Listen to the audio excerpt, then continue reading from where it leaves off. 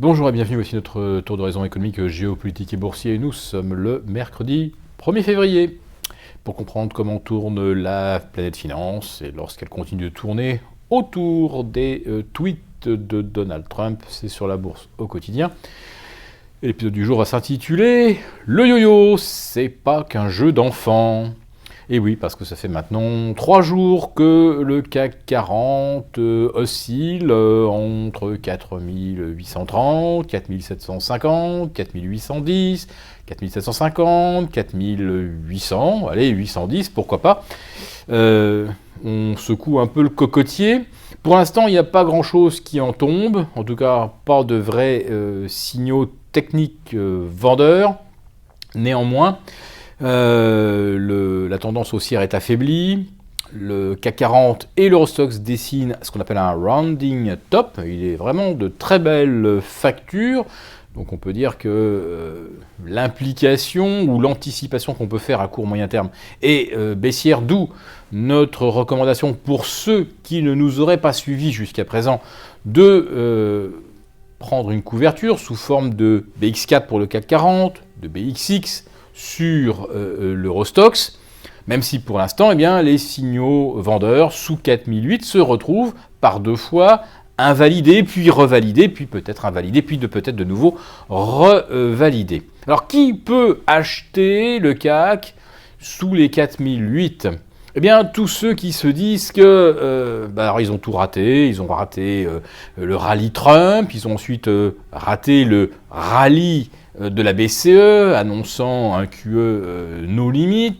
Ensuite, ils ont raté les achats de début d'année. Et alors maintenant, quand le CAC revient de 4009 à 4750, ils ont l'impression que ce sont des cours d'achat pour des indices qui ont quand même triplé de valeur en l'espace de 8 ou 9 ans.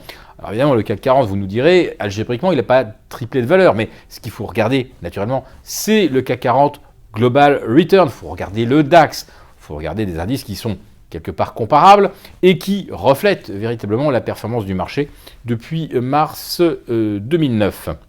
Donc, racheter le CAC 2,5%, 3% en dessous de ces sommets en se disant qu'on fait une bonne affaire, oui, il faut vraiment y croire. Alors ce yo-yo, eh bien, lui, il permet à ceux qui ont certainement une anticipation déjà beaucoup plus négative à moyen terme, de vendre le papier au plus haut.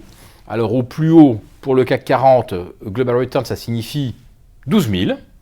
Pour le DAX, ça signifie quelque chose compris entre 11 600 et 11 800. Et pour le FTSE à Londres, c'est quelque chose qui se situe entre 7 200 et 7 300.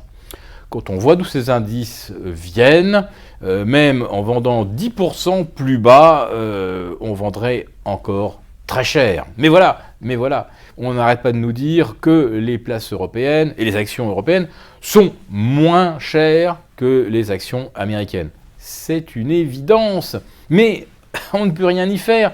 Les gérants, ils veulent du papier américain parce que c'est là-bas que ça se passe. Chaque jour, on a un tweet de Donald Trump ou une déclaration d'un de ses proches et qui vient jouer le rôle du chien dans un jeu de quilles. Et c'est bien Monsieur Trump qui mène le jeu. Donc, où est-ce qu'on va aller miser ? Là où l'actualité économique se fait au jour le jour. Alors là, c'est Peter Navarro, qui est un des conseillers au commerce extérieur de M. Trump, qui accuse l'Allemagne de manipuler sa devise et de profiter d'un euro faible. Alors, il a raison sur le fait que l'Allemagne profite effectivement d'un euro faible, et y compris au détriment de ses voisins, et pas que de l'Amérique. En revanche, dire que l'Allemagne manipule sa devise, c'est juste ridicule, puisque c'est quand même la BCE qui fait la politique monétaire au jour le jour. Mais bref, on a bien compris qu'effectivement, c'est l'Allemagne qui tire profit du niveau sous-évalué pour son économie de l'euro, même si ce n'est pas elle qui fait baisser l'euro.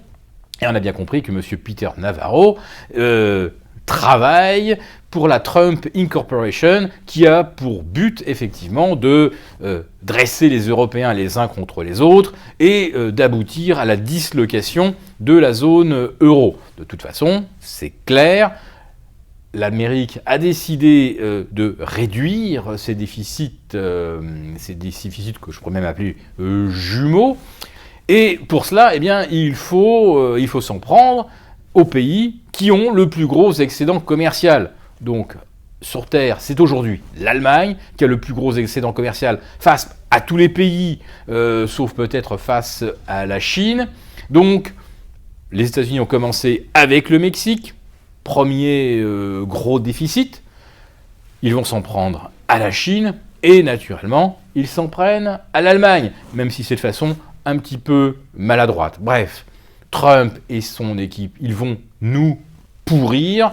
Ceux qui connaissent bien ce jeu économique savent que ça ne sera pas favorable, ni pour les actions américaines, ni pour les actions européennes, mais tant qu'il y a des gens pour se dire « Ah, je suis en retard, j'aurais dû acheter le 10 novembre dernier, ou j'aurais dû acheter le 3 janvier », tant qu'il y a des gens qui se sentent en retard, c'est parfait. Laissons les cours remonter et vendons le papier dans les meilleures conditions. Donc nous sommes bien clairs sur notre stratégie, les BX4, les BXX en couverture. Alors quel est, on va dire, le sujet dont on devrait vraiment se préoccuper? Qu'est-ce qui fait que on peut aussi se dire qu'il est indispensable de se couvrir? C'est que tout simplement, on nous refait un nouvel épisode de la Grèce en faillite, la Grèce va sortir de l'euro, et l'Allemagne n'aimera pas ça, etc. Donc, nouvel épisode. Et si vous voulez, évidemment, comprendre mieux les mécanismes et les enjeux, je vous renvoie aux derniers écrits de Simone Wappler, qui suit évidemment ce dossier grec et la menace du FMI de se désengager.